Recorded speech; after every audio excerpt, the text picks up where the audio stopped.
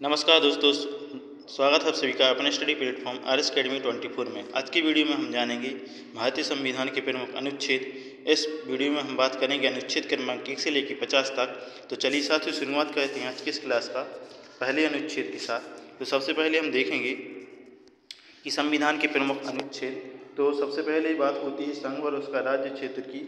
तो अनुच्छेद 1 में बात की गई है संघ का नाम और राज्य क्षेत्र यह उपबंधित करता है कि भारत अर्थात इंडिया राज्यों का संघ होगा। यानी कि इस अनुच्छेद 1 में बात की गई है संघ का नाम और उसके राज्य क्षेत्रों के बारे में। अनुच्छेद 2 है नए राज्यों का प्रवेश या स्थापना। जैसे किसी नए राज्य की स्थापना करनी है या प्रवेश कराना है तो अनुच्छेद 2 के अंतर्गत कर सकते हैं। अनुच्छेद 3 नए राज्यों का निर्माण और वर्तमान राज्यों के क्षेत्र सीमाओं या नामों में परिवर्तन। तो नए राज्यों का निर्माण हम अनुच्छेद 3 के तहत करते हैं और वर्तमान राज्य की क्षेत्र की सीमाओं या फिर उसका नाम में परिवर्तन अनुच्छेद 3 के अंतर्गत कर सकते हैं। अनुच्छेद 4 नए राज्यों का प्रवेश एवं नए राज्यों का निर्माण साधारण बहुमत से किया जाएगा।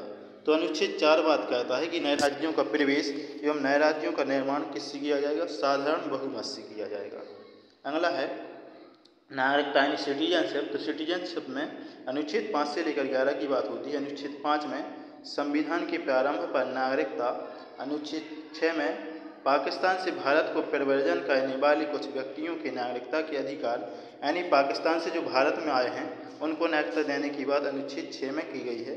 अनुच्छेद 7 है पाकिस्तान को प्रव्रजन करने वाले कुछ व्यक्तियों के नागरिकता के अधिकार। तो जो व्यक्ति भारत से पाकिस्तान को प्रव्रजन किए हैं तो उनके लिए नागरिकता देने की बात अनुच्छेद 7 में की गई है।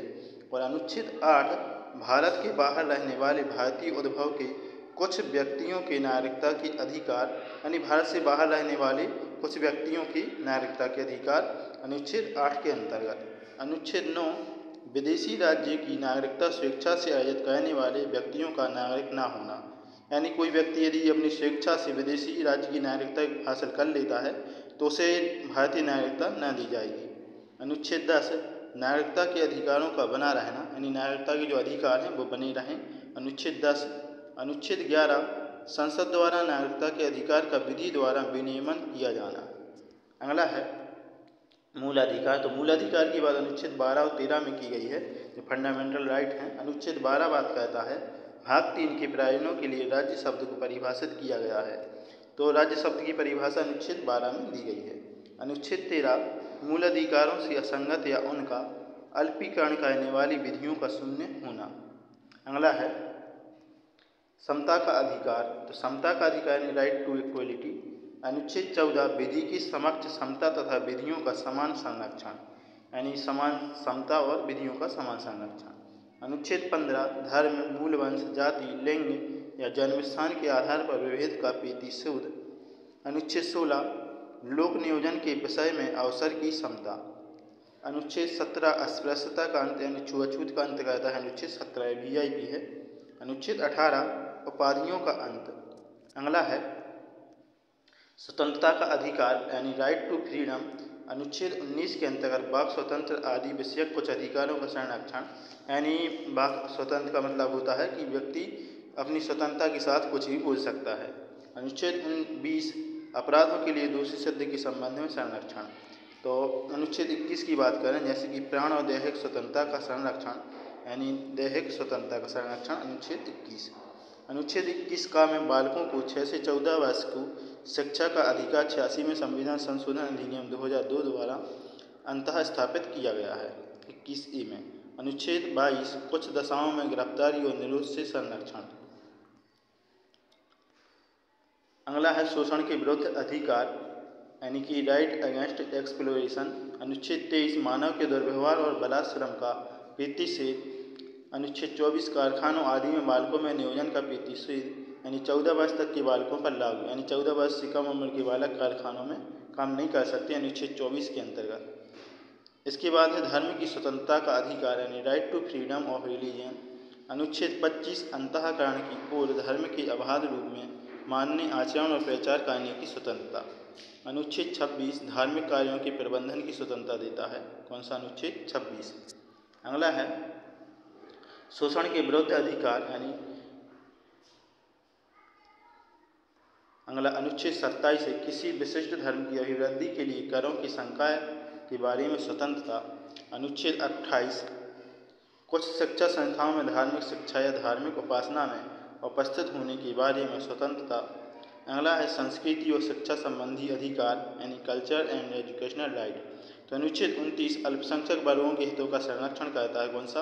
अनुच्छेद 29। और अनुच्छेद 30 शिक्षा संस्थाओं की स्थापना और प्रशासन का अल्पसंख्यक वर्गों का अधिकार यानी अनुच्छेद 30 के अंतर्गत शिक्षा संस्थाओं की स्थापना अल्पसंख्यक वर्ग के लोग कर सकते हैं। अगला है अनुच्छेद 31 संपत्ति का अनिवार्य आयन।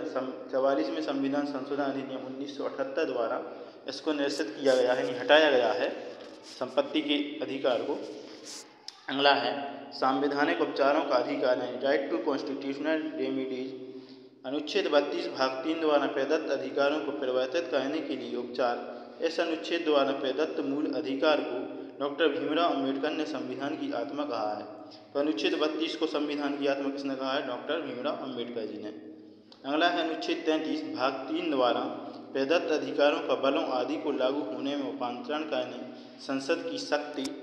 अगला है अनुच्छेद 34 जब किसी क्षेत्र में सेना विधि प्रवृत्त है तब भाग 3 द्वारा प्रदत्त अधिकारों पर निर्बंधन। अगला है अनुच्छेद 35 भाग 3 उपबंधों को प्रभावी करने के लिए विधान अस्पृश्यता तथा बलात्श्रम के लिए संसद ने इस अनुच्छेद के तहत दंड को प्रावधान किया है। अगला है भाग 4 राज्य की नीति के निर्देशक तत्व directive principles of state policy यानी राज्य की नीति निर्देशक तत्व की बात। अनुच्छेद 36 इसमें यह कहा गया है कि अनुच्छेद 12 में दी गई राज्य शब्द की परिभाषा भाग 4 अर्थात नीति निर्देशक तत्वों के लिए भी लागू होगी। यानी जो राज्य की परिभाषा अनुच्छेद 12 में दी गई है वह भाग 4 में भी लागू होगी। अनुच्छेद 37 भाग 4 में अंतर्विष्ट तत्वों का लागू होना अर्थात राज्यों का यह कर्तव्य है कि वह इस भाग में अंतर्विष्ट तत्वों को विधि मानते हुए लागू करें, किंतु यह किसी न्यायालय द्वारा परिवर्तनीय नहीं है। अनुच्छेद 38 राज्य लोक कल्याण की अभिवृद्धि के लिए सामाजिक व्यवस्था बनाएगा यानी राज्य लोक कल्याण की अभिवृद्धि के लिए सामाजिक व्यवस्था बनाएगा। अनुच्छेद 38। अनुच्छेद 39 की बात करें तो राज्य द्वारा अनुसरणीय कुछ नीति तत्व दिए गए हैं। अनुच्छेद 39 का समान न्याय और निःशुल्क विधिक सहायता 42वें संविधान संशोधन अधिनियम 1976 द्वारा अंततः स्थापित। अनुच्छेद 40 ग्राम पंचायतों का संगठन होगा। अनुच्छेद 40 में बात की गई है। और अनुच्छेद 41 कुछ दशाओं के काम शिक्षा और लोक सहायता पाने का अधिकार। अनुच्छेद 42 काम की न्याय संगत और मानवोचित दशाओं। अनुच्छेद 42 के अंतर्गत काम की न्याय संगत और मानवोचित दशाओं तथा पेशूती सहायता का उपबंध। तो पेशूती सहायता का उपबंध कहाँ है? अनुच्छेद 42 में है। अनुच्छेद 43 कर्मकारों के लिए निर्वाह मजदूरी आदि। तो कर्मकार होते हैं जो काम करने वाले, उनके लिए मजदूरी दी जाए, ये बात अनुच्छेद 43 में की गई है। अनुच्छेद 43 का में उद्योगों के प्रबंधन में कामकारों का भाग लेना यानी जो कर्मकार हैं मजदूर हैं उनका उद्योगों में भाग लेना। अनुच्छेद 43 खा संविधान 97वां संशोधन 2011 द्वारा अंततः स्थापित है। और अनुच्छेद 44 नागरिकों के लिए एक समान सिविल संहिता। तो नागरिकों के लिए एक समान सिविल संहिता रहेगी, अनुच्छेद 44 में है। और अनुच्छेद 45 आरंभिक शिशुत्व देखरेख तथा 6 वर्ष से कम आयु के बालकों के लिए निःशुल्क और अनिवार्य शिक्षा का उपबंध 86वें संविधान संशोधन अधिनियम 2002 द्वारा स्थापित। तो 6 वर्ष से कम आयु के बालकों की देखरेख के लिए अनुच्छेद 45 बनाया गया है। अगला है अनुच्छेद 46 अनुसूचित जाति अनुसूचित जनजाति और अन्य दुर्बल वर्गों की शिक्षा और अर्थ संबंधी हितों की अभिवृद्धि। तो SC/ST की शिक्षा और अर्थ संबंधी हितों की अभिवृद्धि के लिए अनुच्छेद 46।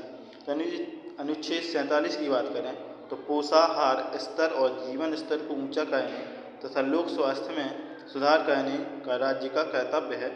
अनुच्छेद 48 में कृषि और पशुपालन का संगठन, कृषि और पशुपालन की बात की गई है अनुच्छेद 48 में। तो अनुच्छेद 48 का में पर्यावरण का संरक्षण तथा संवर्धन और वन तथा वन्य जीवों की रक्षा 42वें संविधान संशोधन अधिनियम द्वारा अंततः स्थापित। अनुच्छेद 49 राष्ट्रीय महत्व के स्मारकों स्थानों और वस्तुओं का संरक्षण तो राष्ट्रीय महत्व के जो स्मारक हैं, स्थान हैं और वस्तुओं, इनका संरक्षण अनुच्छेद 49 के अंतर्गत।